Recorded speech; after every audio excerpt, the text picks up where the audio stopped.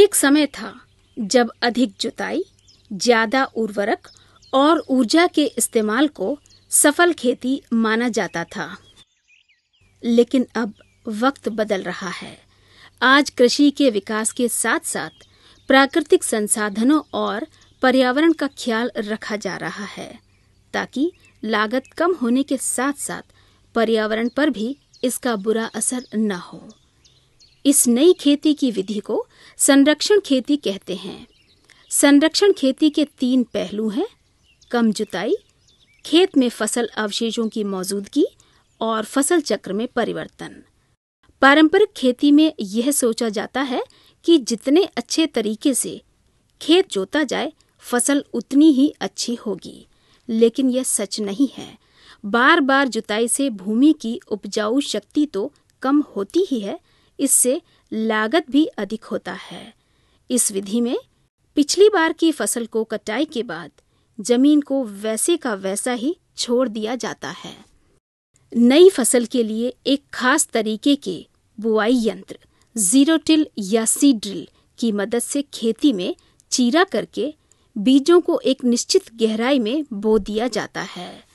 इससे न केवल मेहनत बचती है, बल्कि खेतों की बार बार जुताई में खर्च होने वाले ऊर्जा की भी बचत होती है। इस वजह से काफी समय भी बचता है। संरक्षण खेती को अपनाने से अगली फसल की तैयारी करने के लिए काफी वक्त मिल जाता है।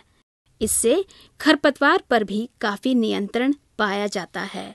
उचित गहराई में बीज बोने और उसके आसपास मौजूद छोटी छोटी नलियों की वजह से पानी अच्छी तरह से उन तक पहुंच जाता है। इससे पानी का व्यय कम होता है, साथ ही पैदावार में भी अच्छा खासा इजाफा हो सकता है। लेजर से जमीन को समतल करना काफी आधुनिक तकनीक है। इसमें लेजर किरणों की मदद से खेत को बिल्कुल समतल कर दिया जाता है।